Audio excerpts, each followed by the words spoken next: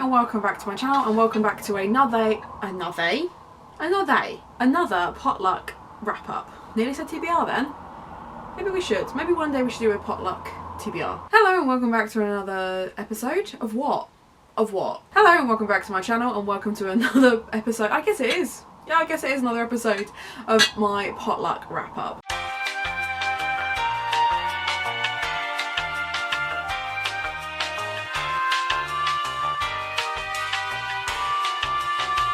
This is where I put the title of all the books I've read over the last few months into a pot, and then I pick them out at random. So I have no idea what I'm going to be wrapping up for you. What I do know is that I have a target of reading at least 25 books a month, and so far I've managed to wrap up an average of 5 books-ish per one of these. And the reason there's only like 5 out of 25 that I actually wrap up is because I set myself a timer of only talking at you for 20 minutes, because I do ramble on.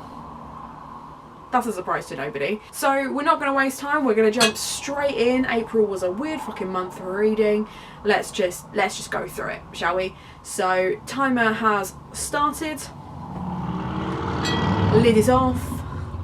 Motorbikes are out because it's summer again, and the first book I'm going to be wrapping up for you today is the Daughter of Smoke and Bone trilogy. Now I actually have Daughter of Smoke and Bone to wrap up and Days of Blood and Starlight, because I finished that a couple of days ago and I just put them on the same bit of paper because it just makes my life easier that I can wrap up both. So hey, who knows, maybe I'll take twice as long, maybe I'll take half the time. The first book is a Romeo and Juliet retelling that is an urban fantasy.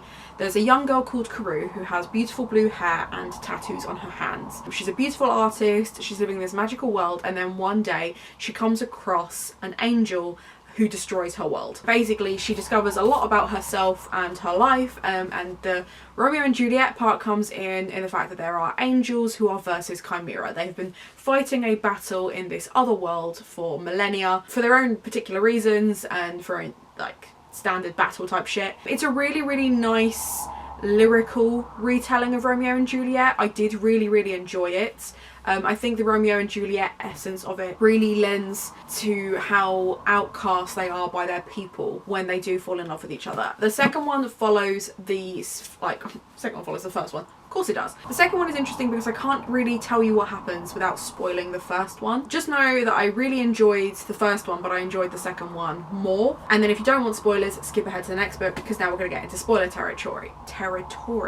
Turns out Carew is a chimera, and she has been put in this body from another chimera who basically raised her and saved her. She finds out at the end that the angel that she fell in love with has betrayed her in the utmost way by killing her mentor and her family.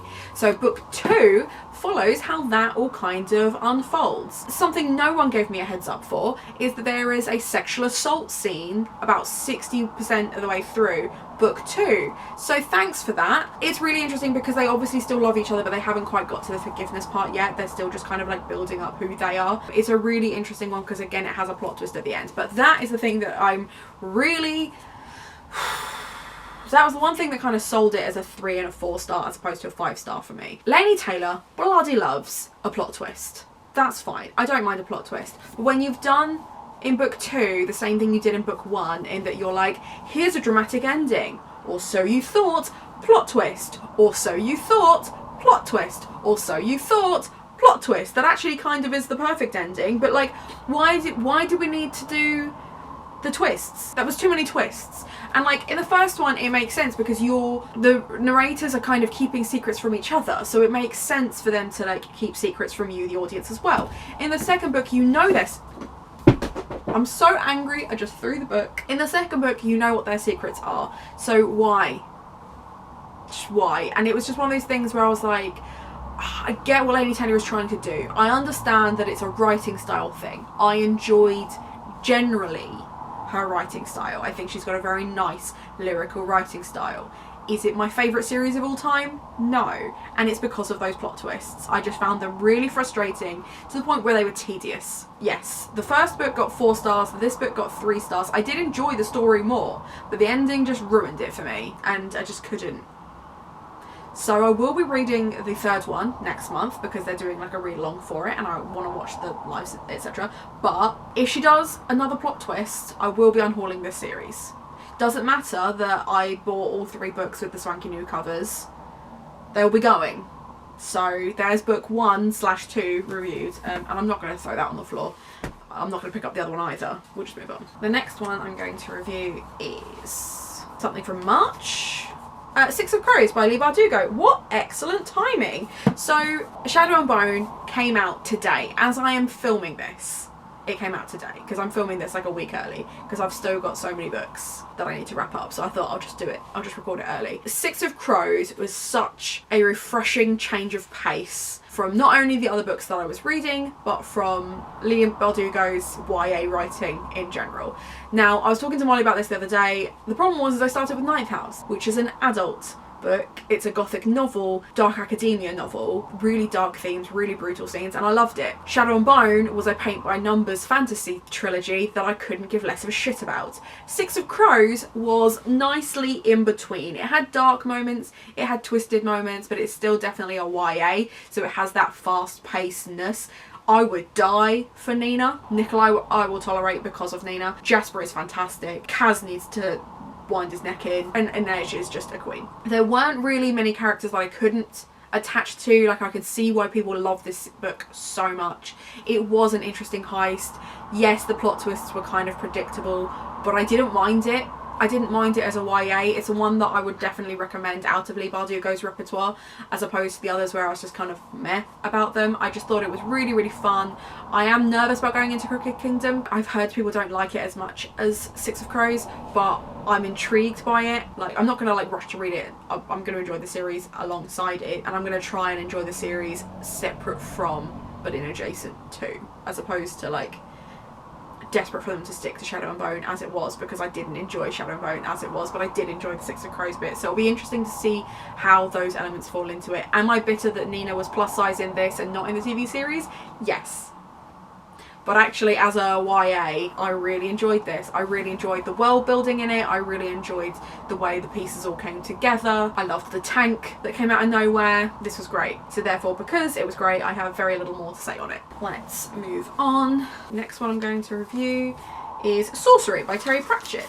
So I'm currently going through all of Terry Pratchett's hardbacks and buying them as and when I finish the previous one or getting them gifted for my birthday. This was a gift from my brother for Christmas. I enjoyed Sorcery, so rather than reading them in chronological order of print, because they start lots of different mini-series, I'm reading them in series groups. So I'm currently reading the Rincewind series, of which this is the 3rd in the 6-book series. I did enjoy it, but I did not enjoy it as much as I enjoyed The Colour of Magic and The Light Fantastic. With The Colour of Magic and Light Fantastic, Terry Pratchett has this fantastic knack of writing silly nonsense into fantasy tropes you're expecting to give you something like a little bit fresh. It's kind of like he's winking at you, you're in on the joke. This one just didn't hit the nail for me. Like, I just didn't enjoy it as much. Like, there was nothing wrong with it. He's still doing all those things that I really enjoy, but out of the 3 of them, this was a bit of a flop, whereas The Light Fantastic felt like a great next step in the story. This just didn't. I just didn't care. So I moved through this a lot quicker because I wasn't engaging with it as much. I think I gave this 3 stars instead of the 4 and 5 stars I've given them prior. It's a stunning front cover. We love the shiny, but it just wasn't the one for me. And I think that's why I've been slower to pick up Eric, which is the next one, but much shorter than this one, because I just didn't enjoy it as much. It was a clever concept. I like the fact that it's about a young boy who doesn't want to be a sorcerer, who then becomes a sorcerer and is controlled by the magic that his father has placed in the staff, etc. It's really, like, it's an interesting dynamic. I just didn't engage with it. Possibly because the 2 main characters are entitled men. I'm not saying that's the reason I didn't enjoy it. I'm just saying likelihood is that's the thing. I can move on to another one. We might actually get more than 5 done this time. Who knows? That would be nice. That would be nice. Great Goddesses and Her Lessons. So this is Great Goddesses, Life Lessons and Myths of Monsters. This is a collection of poetry by Nikita Gill that kind of looks at Greek mythology, Greek goddesses, monsters, nymphs, etc. But then has like a modern twist and kind of sets them in like a modern day world, looks at the life lessons of it. I loved this. Now I didn't think I would engage with it because when I was reading this, I was trying to read more and more poetry and just wasn't engaging with the poetry at all. I just found it really pretentious. Nikita Gill has a really nice, succinct style of writing that I appreciate in poetry, and she really just says what it is she needs to say and then moves on. So I really enjoyed this, and I found myself taking photos of certain pages and going, that has inspired this story that I want to write. Now, I'm kind of sick of reading Greek and Roman mythology for the moment. I know it won't last because I do just go through phases of liking particular types of mythology, moving on to the next, and then like discovering something new and really bedding into that, and then coming back to Greek mythology. It is kind of like the cornerstone for a lot of the books that I read, so I do find myself falling back into it all of the time. That's fine, but it made me want to go out and write my own, which is interesting because not a lot of like Greek retellings have done that for me. So really enjoyed this. If you don't think you like poetry, or poetry is not really your thing, I would recommend it regardless if you have even the remotest interest in Greek mythology, because it is overtly feminist. It does look at the kind of different female perspectives. I really enjoyed, for example, the stories around Persephone and Hades and Demeter, because I thought there's a lot about Persephone in like the original like stories about her being taken and being like treated badly, and that's me putting it as lightly as I physically can without, you know, triggering, etc. It doesn't turn it on its head. It doesn't say that, you know, she chose Hades because he's Hades or anything like that, but the fact that she wanted to make a choice for herself, like, it was just really interesting to kind of see how women are portrayed in this, especially because I think in a lot of Greek retellings, especially when people are trying to be really honest to the originals, they kind of gloss over the women. And what we're seeing more and more nowadays is female writers taking those female Greek myths seriously and kind of giving us the renditions those characters deserve, which I really appreciate. And this is just a really short, concise way that has been done, so I really appreciate that, and I really enjoyed this, so would absolutely recommend. Next is Turn of the Screw. So where have you gone? I finally finished it. Tried to read this for uni, and then it wasn't related to the essay, so didn't. Tried to read it again for Gothtober, just didn't get to it in time. Then put it on a couple of other TBRs because Ashley from Frolic Fiction said that it would be worth my time as a Gothic fiction fan, and just didn't finish it. I think I kept getting about 50 pages in, putting it down for absolutely no reason other than that's just the kind of person I am, where I get to page 50 and then go, oh, I've had enough of this, and then just don't pick it up again. I saw that it was an audiobook on Scribd and just thought, I need more books. I need to like dig into shorter stories. It was only like 4 hours long, and I read it alongside, and dear God, the kids are creepy. The kids are so creepy in this, and if anything made me want to never ever be an at-home school teacher type person / governess, because I don't really know what you would call that now. I guess you'd still call it a governess, but I don't know if that's a thing anymore. Anyway, wouldn't want to be that. The ending kind of like took me by surprise. I mean, it was just weird. It was just really weird, because you don't know if the main character is imagining it, or if it's all in her head, or if it's like really happening. The other like people around her are just really unhelpful with regards to that. So I did find it really, it was a great Gothic fiction novel. Ashley was right. I did really enjoy it. My brain melted about a third of the way through. So that was fun for me, I guess. But yeah, another one that I really enjoyed, so I have very little more to say. And I don't want to give the spoilers away on this because it's such an interesting classic that it'll be just interesting to see what you think of it, because I do enjoy the shorter Gothic novels of like this, Jekyll and Hyde, things like that. So yes, enjoyed that one as well.